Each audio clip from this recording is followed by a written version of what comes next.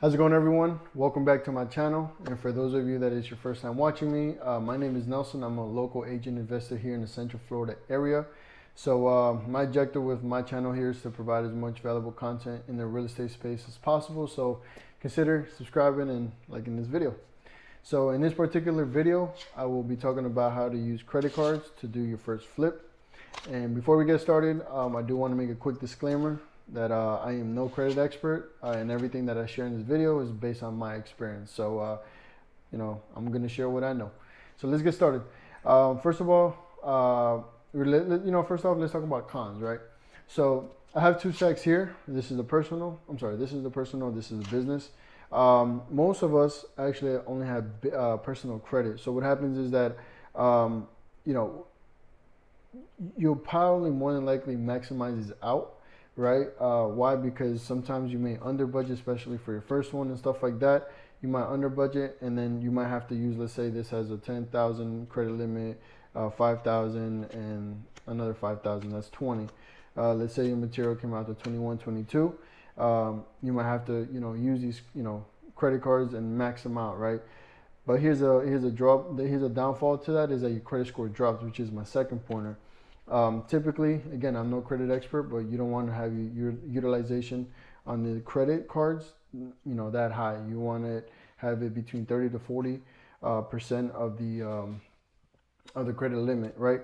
So that's the con to these. But again, you will have to obviously pay these back once you're done with your flip, and so keep that in mind. Now, why business credit is because it doesn't touch your personal credit, right? So these right here, I have it under my company name, and it doesn't touch this. And these I can maximize them out, and there's no problem because it's not going to affect my credit, my personal credit. So again, you still got to pay these back, obviously, but it doesn't have you under that stress like me that I like to have my credit up to date, in good shape all the time. But that is something that I learned. So if you're gonna, try to get credit cards, open up a business and get credit cards under your business so it does not touch your personal. Hope you guys are sticking with me there. So the other con is that obviously these are credit cards and you pay interest in them. So depending on how long you're going to take on your flip, anywhere from 1 to or 2 to 6 months, then you're going to have to obviously pay interest on them. Some people don't like that, but that's how banks make their money, interest, right? So that's enough for the cons. Let's talk about the pros, right? You don't have to use your own cash, right? So if not unless your budget is large, but if you don't want to touch your cash, here's credit cards, right? So it goes back to the same thing.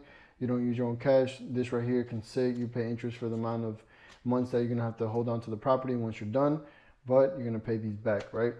And also, in any of these credit cards, you accumulate points. So again, I'm no credit expert, but I did pick up on a few things like this Pro Extra card from Home Depot.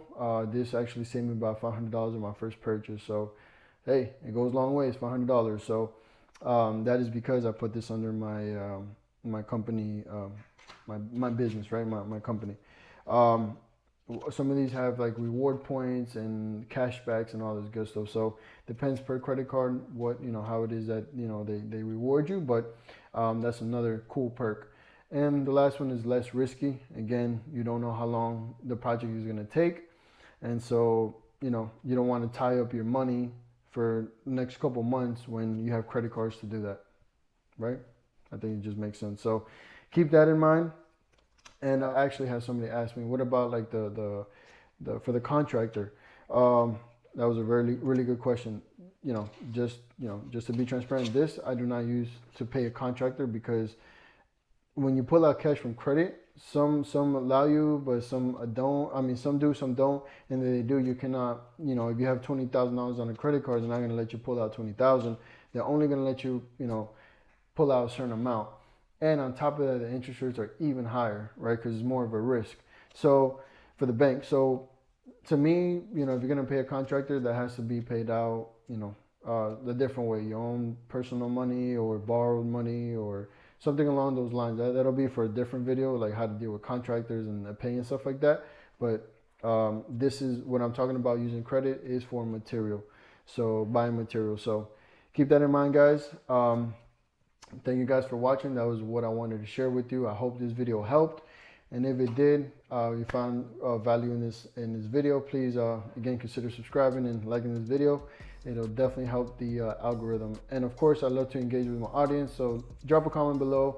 Let me know what you guys think about this video, or what other kind of videos you'd like to see in the real estate space. I love to share my knowledge and what I know in this industry. So thank you guys for watching again. I'll see you on the next one.